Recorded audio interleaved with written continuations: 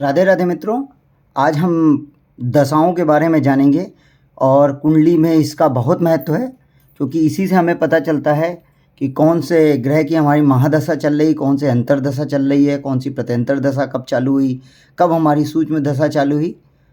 तो इसी तरह दशाएं होती हैं और इस चैप्टर को ध्यान से आप समझिएगा, पढ़िएगा, इसको बार बार पढ़ेंगे तो आप 100% आप ये देखना जान जाएंगे आज से, इसको जो है जानने के बाद, कि कब हमारी दशा कैसे चल रही है और कौन सा ग्रह हमारे लिए कैसा रिजल्ट देगा। अगर वो मारक है, उसकी दशा चल रही है, तो वो कैसे रिजल्ट देगा और उसकी मारकता को कम करने के लिए मुझे क्या क्या करने हैं, क्या उनसे दान करने हैं, ये सब आप जान जाएंगे।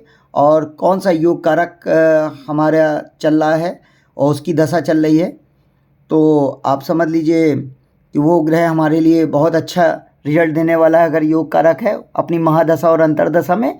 लेकिन उसकी डिग्री कम है तो उसको और ज़्यादा क्या कहते हैं, डिग्री बढ़ाने के लिए, एक्टिव करने के लिए हमें क्या बीज मंत्र पढ़ने पड़ेंगे, कौन सा आपको क्या कैसे करना पड़ेगा, तो ये सारी चीज़ें हम बताएंगे कि कौन सा नग धारण करना है, कौन से बीज मंत्र पढ़ना है, ये सब बताएंगे।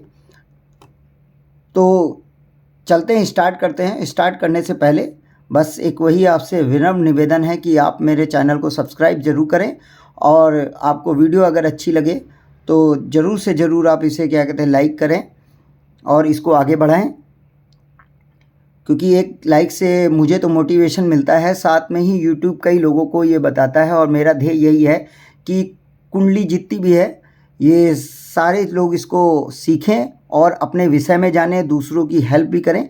क्योंकि कुंडली एक हमारे जितने भी ऋषि मुनियों ने इसलिए नहीं इतना ध्यान अध्ययन करके ये बनाया था और इसकी जानकारी हम लोगों तक पहुंचाई थी हमारे पूर्वजों ने, कि पैसा कमाया जाए या कुछ किया जाए। ये तो उन्होंने इसलिए चालू किया था कि आप जो क्या कहते हैं, जिसके जीवन में बहुत सारी कठिनाइयाँ हैं ग्रहों द्वारा, उसका हेल्प की जाए। और लेकिन आज क्या हो गया है, आज के युग में इसको एक पैसे का जरिया बना लिया गया है और बहुत से लोग काफ़ी पैसा भी ले लेते हैं। मान लीजिए काल शब्द दोष किसी को बता दिया और काल शब्द दोष के कारण उससे 25,000 50,000 जैसा भी देखा उसी तरह से पैसे वसूलने शुरू कर दिया। मेरा मतलब इतना ही है कि मैं जो भी समझा रहा हूँ आपको वो आप अच्छी तरह समझिए। हो सकता है मेरे समझाने में कुछ दिक्कत आ रही हो, लेकिन आप उसको समझने की कोशिश करेंगे तो बहुत कुछ समझ जाएंगे उसमें।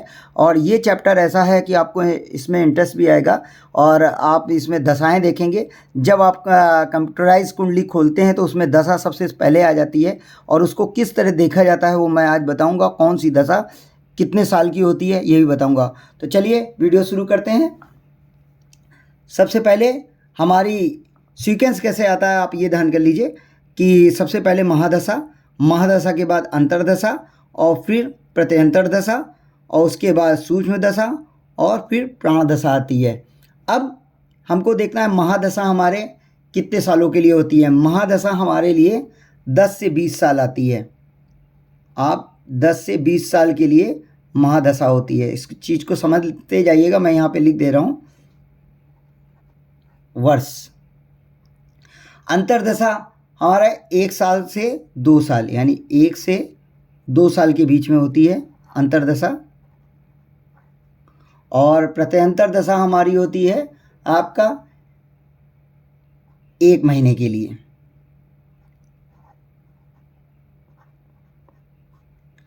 और इसी तरह सूक्ष्म दशा आती है और सूक्ष्म दशा होती है 7 दिन के लिए, यह आ जाएगी 7 डेज के लिए। और प्राण दशा हमारी आती है हर 1-2 दिन में।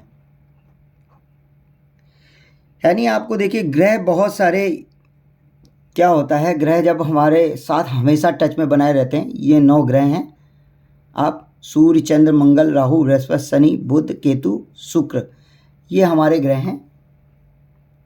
अब ये हमारे साथ हमेशा लगे रहते हैं। किसी की प्राण दशा चल रही तो वो 1-1 2-2 दिन में आपके टच में रहता है। और अगर वो टच में है और कहीं अच्छी जगह पे आ गया तो समझ लीजिए कि कि उस दिन कहते नहीं है आज तो मेरा दिन बहुत अच्छा गया, तो वो हमारे प्राण दशा और सूक्ष्म दशा के कारण होता है कि हमारा कोई ग्रह केंद्र में या आपका कहीं अच्छी जगह लग्न में बैठा हो या केंद्र में बैठा हो, त्रिकोण में बैठ गया हो और उसकी दशा चल पड़ी 2 दिन के लिए आई है तो आपका दिन अच्छा हो गया। तो इसीलिए, और जब मारक है अगर तो उसका रिजल्ट ख़राब हो गया। तो आप इस तरह से समझिए कि हमारे दशाओं का कुंडली में और हमारे जीवन में बहुत महत्व है। तो आइए फिर देखते हैं। अब देखते हैं कि अगर आपके उस पर सूर्य की अगर महादशा चल रही होगी, ये सब आप कंप्यूटर वाली कुंडली खोलेंगे उसमें दशाएं लिखी होंगी कि कौन सी दशा आपकी चल रही है, तो आप उसको ध्यान से देखिएगा। अगर नहीं आता तो कमेंट में एक बार प्लीज़ लिखिएगा, तो मैं आप लोगों को बताऊंगा कि दशा कैसे देखी जाती है, वो भी एक चैप्टर क्लियर कर देंगे। और लेकिन जो शुरू से मेरा देखते हुए 1 पार्ट से स्टार्ट किए हैं, जो हमारे साथ व्यूवर जुड़े हुए हैं उनको सब समझ में आ रहा होगा, और जो नए जुड़े हैं उनसे मैं यही प्रार्थना करूंगा कि आप डायरेक्ट इससे मत जुड़िए, आप पहले पिछले को देखते हुए आइए और फिर इस चैप्टर पे आइए, आपको सारी चीज़ें समझ में आएंगी। तो सूर्य हमारे पास, सूर्य की महादशा कब, महादशा लिख लेते हैं यहाँ पे। अगर सूर्य की महादशा चल रही होगी तो ये आपके जीवन में 6 साल चलेगी। यानी अगर सूर्य अच्छे हैं तो 6 साल तक आपको बढ़िया रिजल्ट देंगे। अगर मारक हैं तो 6 साल आपको बहुत गलत रिजल्ट देंगे। तब इनके लिए आपको पूजा अर्चना दान करना ही है। मैं हर बार ये कह रहा हूँ, बहुत ज्योतिष अब मारक ग्रहों का भी दान करा देते हैं, क्या कहते हैं, मारक ग्रह का दान कराते ही कराते हैं, साथ में योग कारक ग्रहों का भी दान करा देते हैं। अगर मारक है तभी आप उस ग्रह का दान करिए, अन्यथा नहीं करिए।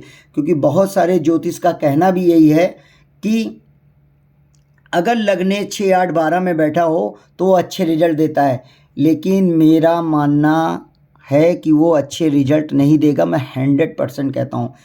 हर ज्योतिष का कहना है 6, 8, 12 में बैठा लग्नेश अगर कोई भी हो तो अच्छे रिजल्ट देता है।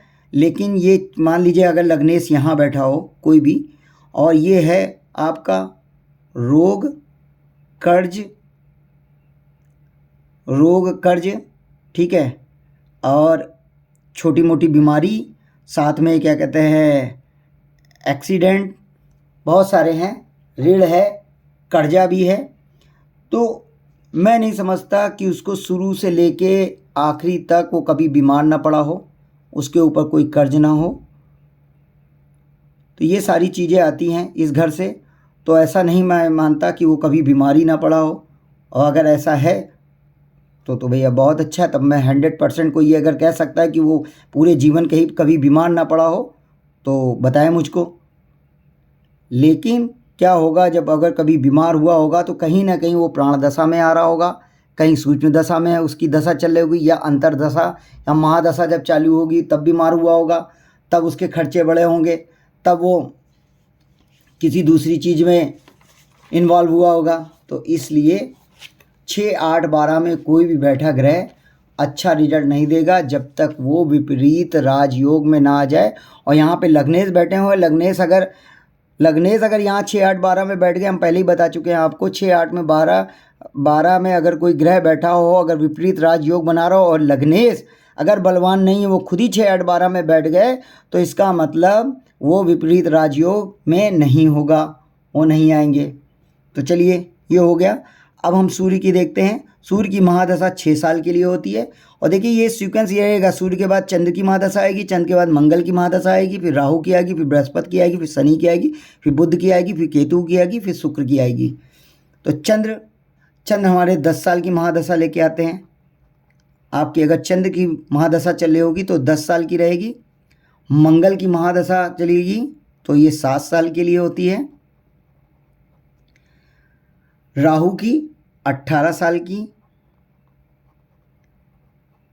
अब राहु की 18 साल है, अगर ये अच्छे ग्रह में अपने मित्र राशि में बैठे हो तो आपके ये समझ लीजिए कि ये आपको बहुत अच्छा रिजल्ट देंगे। और ये कहीं अगर मारक की स्थिति में बैठे हो तो ये रिजल्ट अच्छा नहीं देंगे।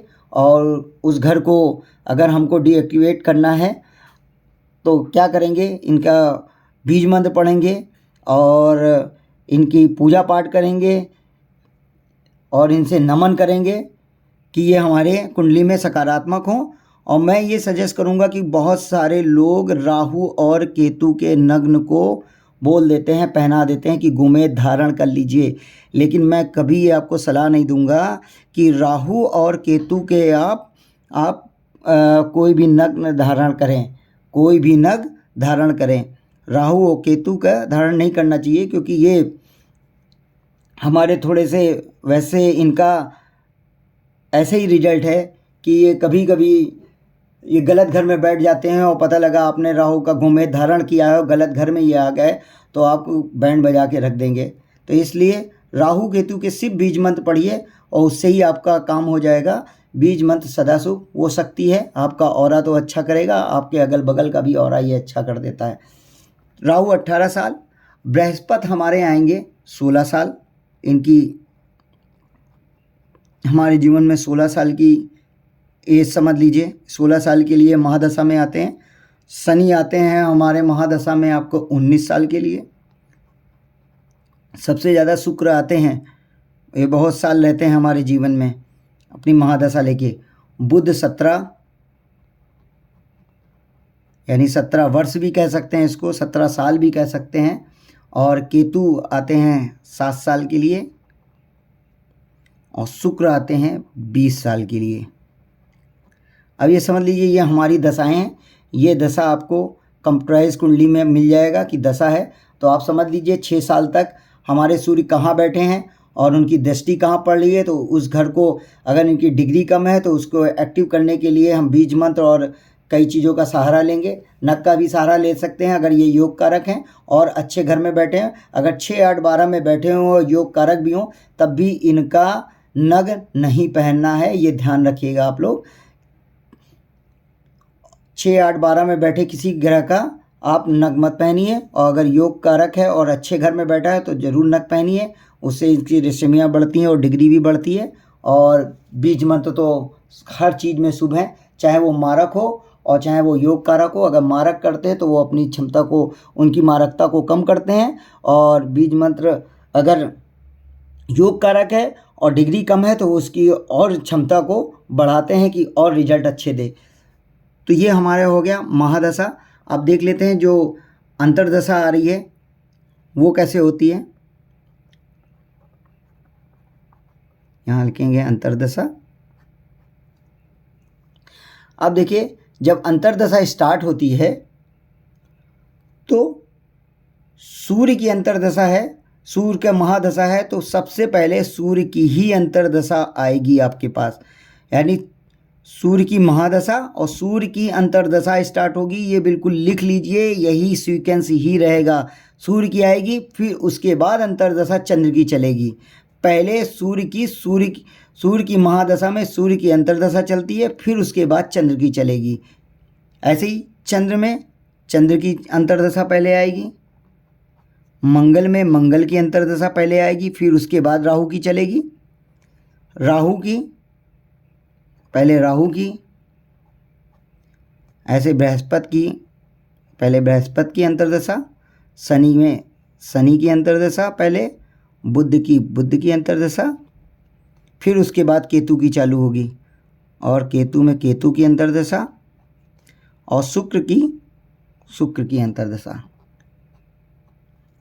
ये है, क्योंकि जीवन में ये 10 साल 20 साल के लिए आते हैं। अंतर्दशा 1-2 साल के लिए आती, तो अधिकतर कुंडली में हम लोग इन्हीं का विवेचन करते हैं महादशा और अंतर्दशा को लेके।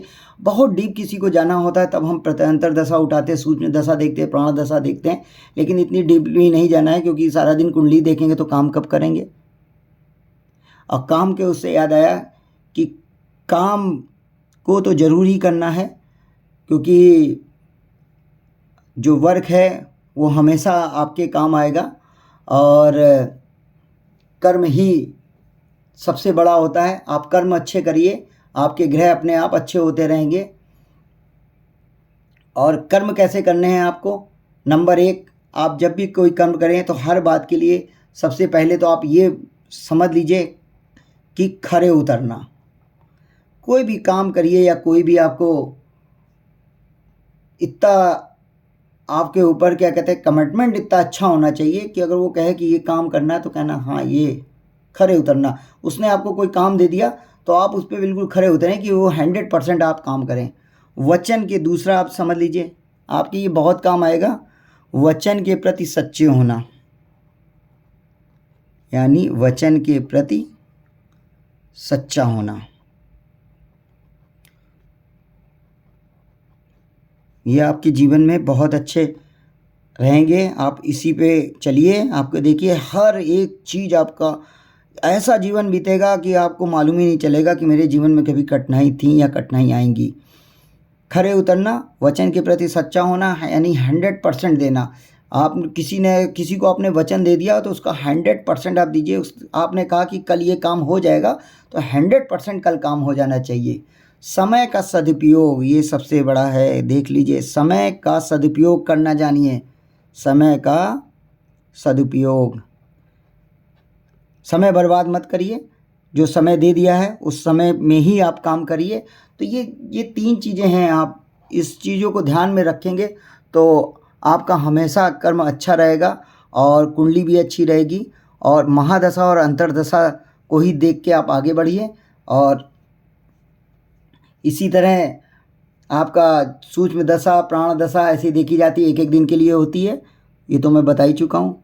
तो दोस्तों कैसा लगा आपको मेरा ये आज का टॉपिक, ज़रूर बताइएगा और कमेंट में लिखिए। वीडियो अच्छी लगे तो लाइक ज़रूर करिए और चैनल को सब्सक्राइब ज़रूर करिए। राधे राधे।